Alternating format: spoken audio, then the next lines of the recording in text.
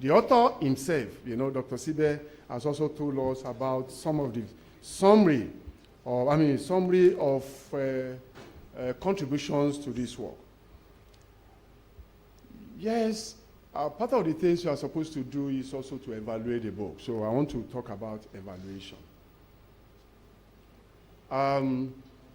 Even this gathering, we are using this gathering to create awareness, in these two fields of digital forensic and cyber security.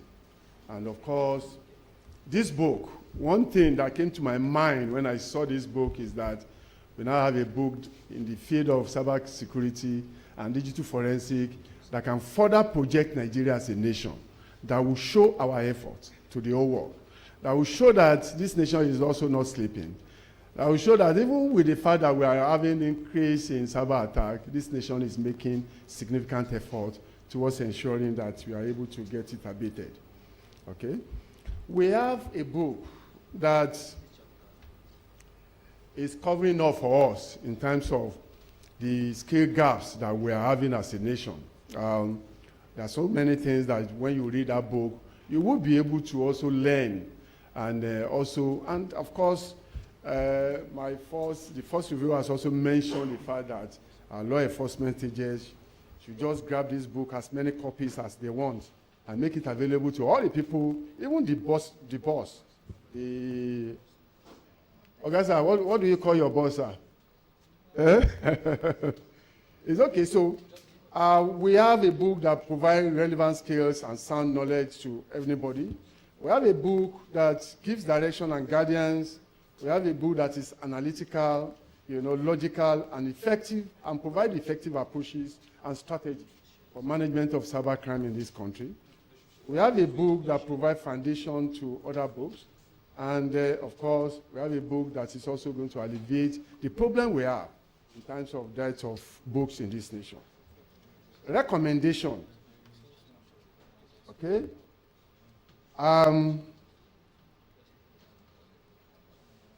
The first recommendation is that saying that the recommendations made in this book, I took time to read all of them. All the recommendations made in this book, government must look at. Our security agents must. They are all very, very good. We're talking about moving forward as a nation, in our crime investigation strategy.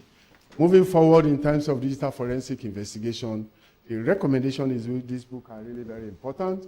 Well, I also said that this book will serve as guide and companion to law enforcement agents and policymakers. The findings presented in this book are critical for understanding cybercrime investigation procedure. This is also an aspect that is good for those of us that are educators.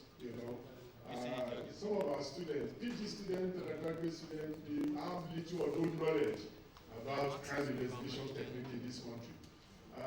I used style when I was invited to, as a reviewer of this book, I used style to just ask some few questions from one of my PG students about crime investigation in Nigeria. And of course, out of about 5 questions I asked this guy, he was able to ask one correctly. Even with the fact that he didn't even know that police is also into cybercrime investigation. So this book will actually provide information to some of our students, in tertiary institutions, and to further understand cybersecurity, digital forensic, and crime investigation in Nigeria. Well, some of us that are lecturers, we continue to learn. When I was reading this book, I also learned some additional things, even with the fact that I've been in this field for several years. We're also saying that associations, thank God we have Cybersecurity Experts Association of Nigeria represented here, Nigeria Society of Engineers, and I'm also the immediate past president of Nigerian Computer Society. Ogaji Jola here is a fellow of my society. So we have so many associations represented here. We must also get this book forward. Let our people in our various associations know that there is a very good book that has a lot of indigenous content and provide foundation to the fields of cybersecurity and digital forensic in Nigeria. Well, I want to conclude by just saying that, well, by my own assessment, as a professor of information security and computer, one of the set of people that started research in the field of cybersecurity in Nigeria, my PhD thesis that I completed in 2004, cybersecurity. It was in cybersecurity. So I want to say that the book is rich and standard. The approach and systematic research conducted makes the book to be highly impactful. I want to talk about future consideration. I am not going to emphasize that because I'm really so thrilled about this book. So I don't want to talk much about the limitation, but I think one limitation we have seen in this book is the fact that it did not talk much about our future perspective, you know, and that is why I just mentioned future consideration. The book talks about major aspects of security of online platform. I've also said this. Only book that we have seen in these fields that has a lot of indigenous content. It must be read by all our leaders at the three arms of government. I encourage more people. I mean, I think Ogaji Jola has mentioned the category of people that must get this book: law enforcement agents, organizations, individual, students in tertiary institutions, you know, anybody that has anything to do with digital device. And I want to believe all of us, we hold and use digital devices for online transaction, online communication. And because you do it, nobody is safe online. But if you have this book, you also have some things that will be able to guide you, you know, in your online activities. I also want to join others in saying that all of us must get a copy. So I was looking for a pen to write the number of copies I will get on for my organization, but I even won, you know. And apart from getting copies, we must also project this book. You know, we must talk about this book anywhere we have found ourselves. We must also take decision to also buy or encourage our young ones to also get this book. So that, of course, I'm very sure that this book, Dr. Sibe, what's your target? 1 million copies? 10 million copies? Don't worry, you are going to reach your target. Thank you once again for inviting me. Thank you, and God bless you all.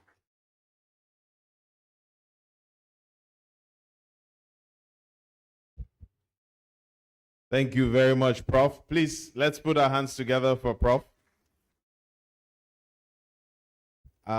Before today, I didn't realize that there was this huge cyber security community in Nigeria. But having been here today, I am tempted to think I would want to even develop something cyber security about myself so I can join. But it's quite an intellectual community, and it's interesting just learning all of the things I've learned here today. So thank you for your work, Prof. Ladies and gentlemen, thank you for your patience, and thank you that you have stayed on through and through. Please remember, if at any point you are thirsty, you can grab a bottle of water or you can have some tea or coffee. And in case, the restrooms are downstairs. If you need to visit, you can just go downstairs, walk out, and somewhere on the right. I should have given all of this earlier in the program, but please do feel free. At this point, I would want for us to kindly come along together as we go into yet again another critical part of the program. And this part was meant to be anchored by Dr. Madaki, but I think he's had to attend to some urgent matters. So I have been assigned the task to carry on and let us just have a conversation. I used to work somewhere where our tagline used to be, the more we talk together, the more we reason together, the more we talk together, the more we would always find solutions. And talk is very important. Talk is very key. I always say to people, if you think talk is too much and bad, then wait for the consequences of not talking. It is worse. So at this point, please permit me to just invite to the podium here two gentlemen who would help us to take us along in a conversation in a panel conversation that is going to look at several subject matters relating to what we've been discussing all day. Please help me welcome Dr. Awogbemi Petson Olarewaju, Director of Forensic of the ICPC. We heard from him earlier when he delivered a goodwill message. Also, please help me welcome the head digital forensics of the EFCC, Mr. Geoffrey Okolorie.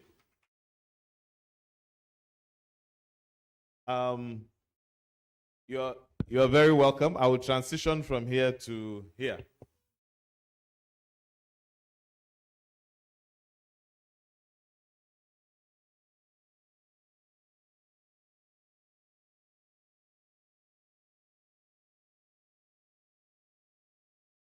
Can you hear us?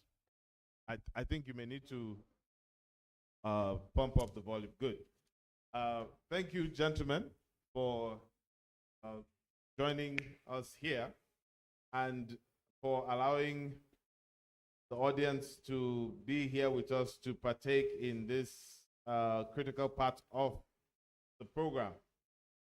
I think what I'll do is let me get some of my things together. I would just quickly kick off with you, Dr. Olarewaju. And I would pretty much just start off by looking at, a key institutional recommendation of the National Cybersecurity Policy and Strategy of 2021 is the National Cybersecurity Coordination Center, the NCCC. Can you please share with us how the NCCC is safeguarding Nigeria's digital landscape?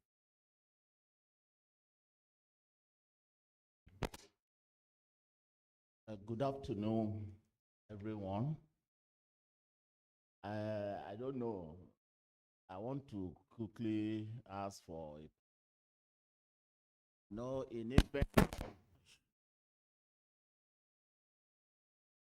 questions may come that may need to dodge out some parts. No, I need just to make this known because we have some military officers. My background to intelligence gathering. When you let out some of the important things you have in your cupboard, you have exposed yourself to the enemy. So you keep your secret to yourself to a certain level so that the enemy will not be able to project or undermine whatever you have put in place. So please pardon me if people here want us to begin to give facts on everything we know. I'm not to say everything I know. I don't have that permission. And I've said it for purpose of you understanding that I don't need to tell people my strategies of doing things. But what could come to the public, we will try as much. So the moderator, please pardon us for that. So the question is saying that, thank God we have a coordinating center at the office of the National Security Advisor. And what does that entail critically? Is to ensure that they coordinate, organize, and ensure that every agency, security agency, law enforcement agency, the military, who has anything to do with cybersecurity is put under one umbrella. And in that under one umbrella, they have coordinating center. And who drives the policies of the government? That is the key. The policies of the government. To do what?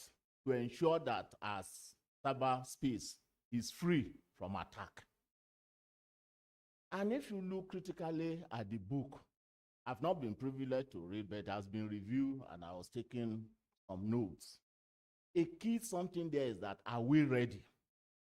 The readiness of the country, the readiness of the security agencies and the military. The answer is yes. The representative of the Chief of Army Staff, Chief of the Army, said clearly here, thank God is a training person. If you don't know it, you cannot train somebody. He said the critical that it will surprise you in the entire Africa that Nigeria is the first to have such of a center. Am I right, sir? And to do what? In the military, yes. To do what? To ensure that they help fight cyber security. And what does cyber security entails? It is just to prevent people to have access into the informations and data you have in order to undermine you and cause damages onto you. I will give an example of recent. Maybe you know or you may not know, but I know anybody in the cyber space must know. Banks in Nigeria have been attacked of recent. And we are losing, the banks have lost money running into billions. And I can tell you one of the security agencies as of today had over 30 young Nigerians. One of them is a 25-year-old guy that 500 million was transferred. And how did they do this? So why I'm trying to say this is that it's not only at the coordinating center you look at. Even the coordinating center is doing everything to ensure that we have a robust system. The investigative arms of the government who prevent from NFIU, ICPC, FCC, they are doing their part. When it comes to insurgency and the other form of this, the militaries are involved. But what are the public people are doing? I think this is one of the things that the book, are we ready? They should say we are ready at that art. But I'm not going to take our readiness, just like when I was talking for the Honorable Chairman of ICPC. I said I will look at the readiness in technical form. How do we gather this information? What are even the banks doing? Did they even enlighten the public? Don't do this, don't do that. They are safeguarding the fund, agreed. They are reorganizing their system. They are ensuring that they put their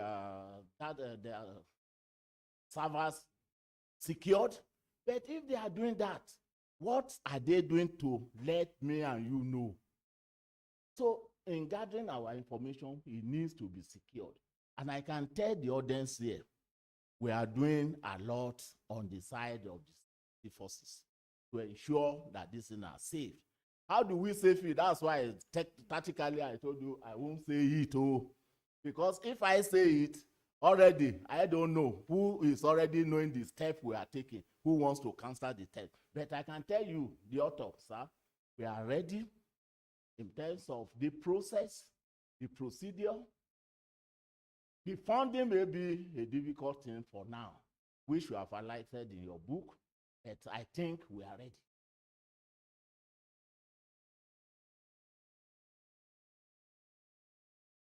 Yeah. Okay.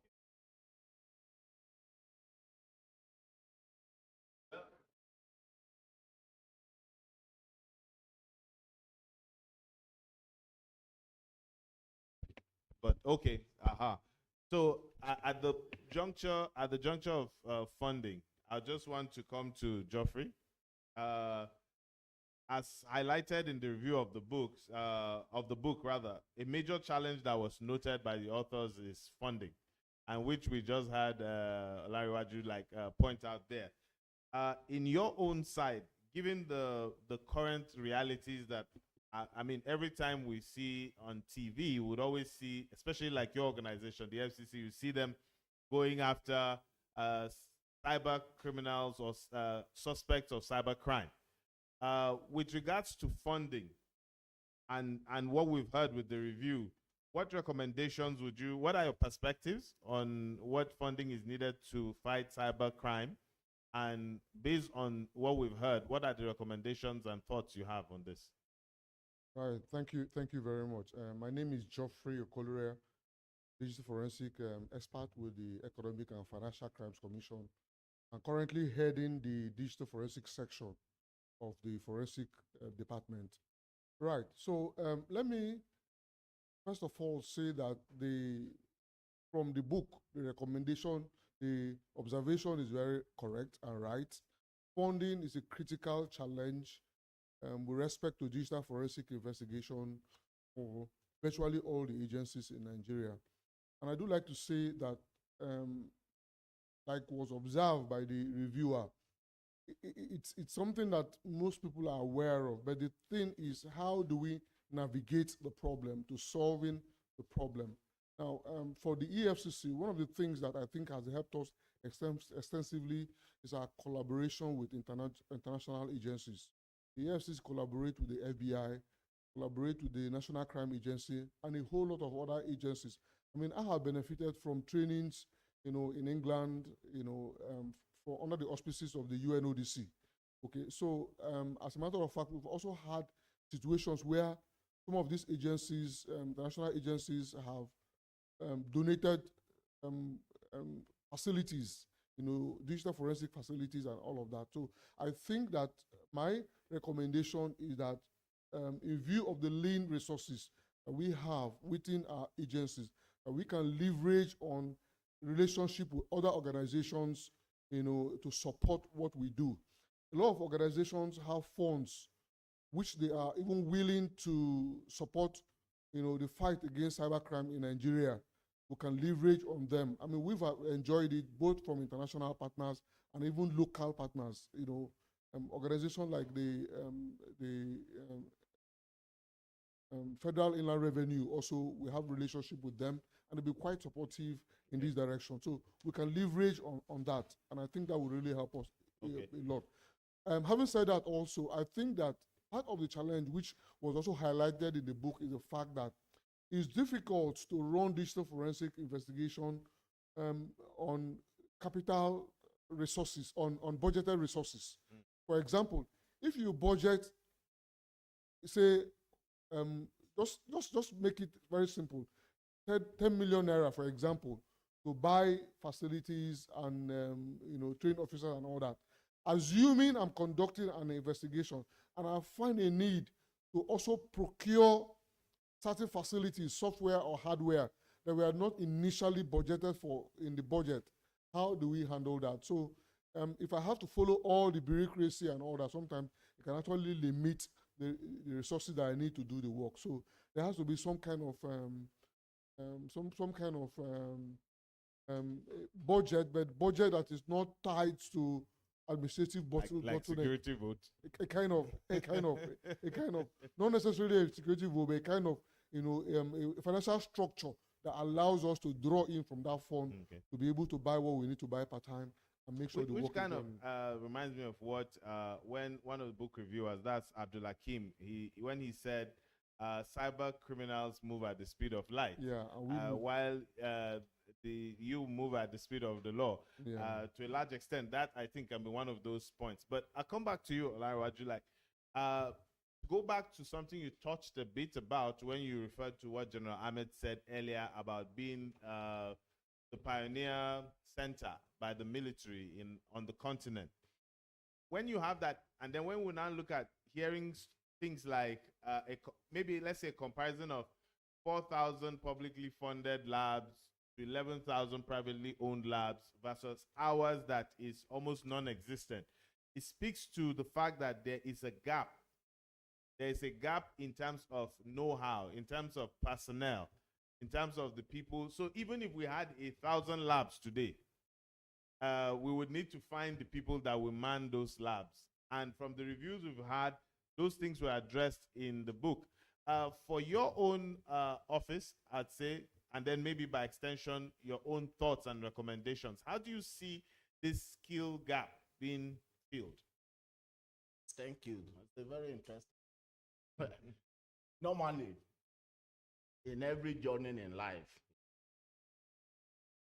the advance in technology in our home place cannot be compared with what is happening in America and in Europe. But despite that, we've been making efforts. And one thing I want to note, and like I said, I've not gone through the book. I don't know whether it's stated there.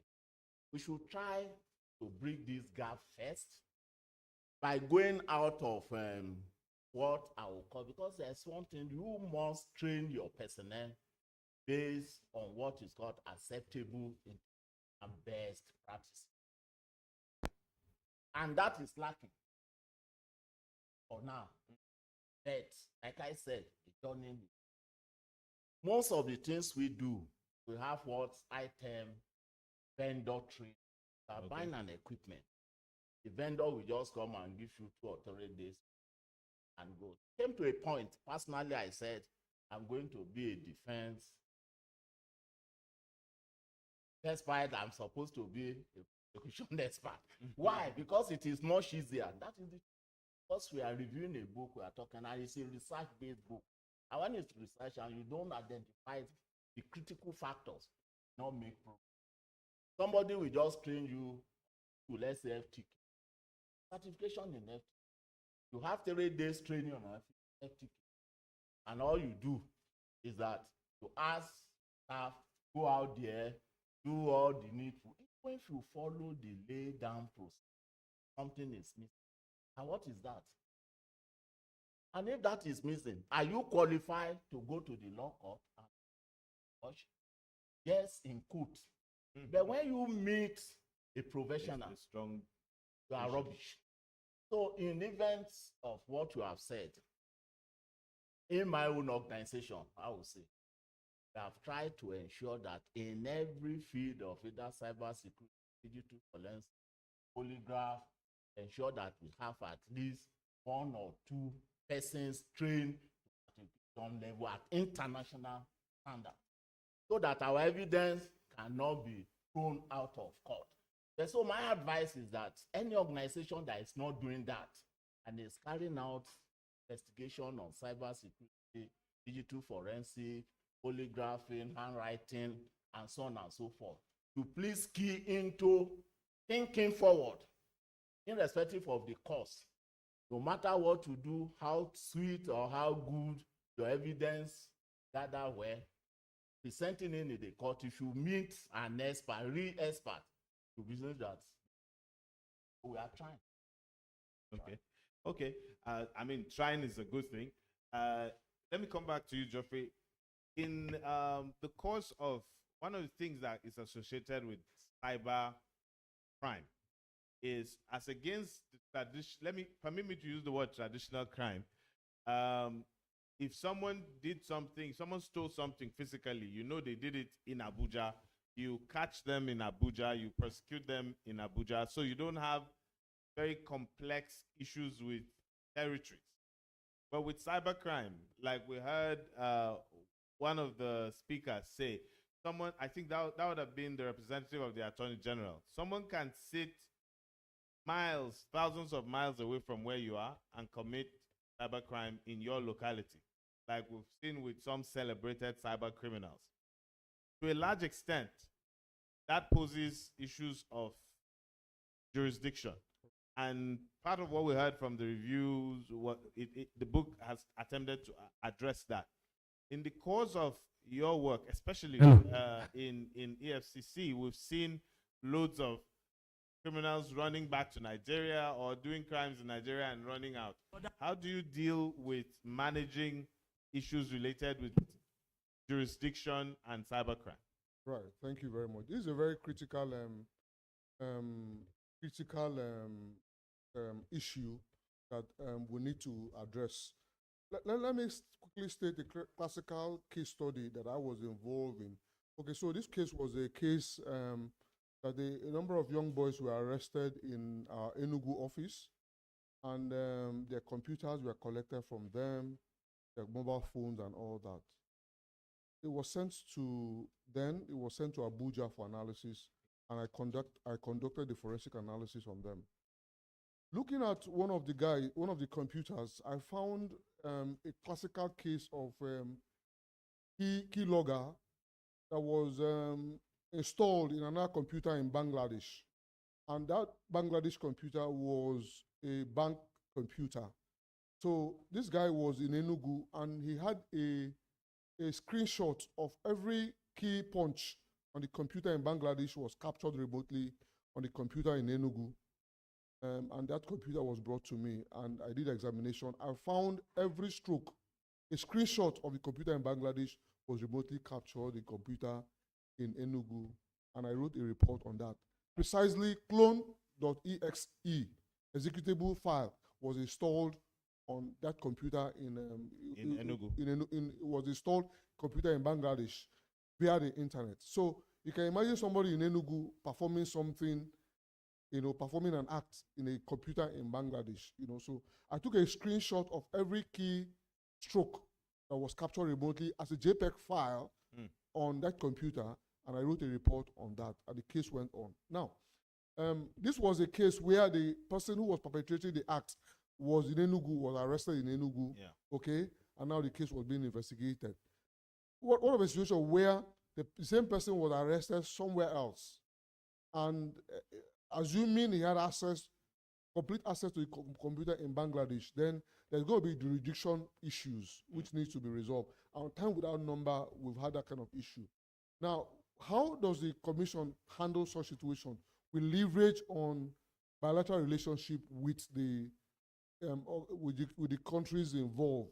We have bilateral relationship with the FBI, bilateral relationship with National Crime Agency, the Spanish Embassy, and a whole lot of other countries. Okay. When it even comes to the issue of restitutions, we also leverage on this bilateral relationship to restitute to the countries, from whose money was collected and all of that. So this is what we do. We use those protocols, to solve all of these problems, to leverage on them. I mean, while just dovetailing, still sticking with that, in your own experience, because from what he said, you can tell that finding evidence where cybercrime is involved can be very challenging. And with the law, they say it's not what you tell the judge, it's the evidence you provide that the judge would make at least reach their conclusion. For you, sir, in your own day-to-day, how do you cope with the challenges that have to do with finding this evidence and prosecuting cyber criminals? Thank you so much. My colleagues have said procedure, just in collaboration, but I'll give an instance based on that collaboration. No law enforcement agent working at, whether locally or internationally. There are bodies, there are treaties that Nigeria gets into with these relevant agencies. So that works. But I'll give a scenario. I've talked about keylogger. Let me give you a scenario. And this one I can say it practically too. Yeah. Because I want people here to, I know professionals are here. I could prefer the bad boys are here so that they will hear this. There's somebody in the University of Lagos on this online, this is a cyber crime, was dating a Jewish lady online. And he claimed to be a black British. Everything, he forged his document, enable tracking, using necessary tools.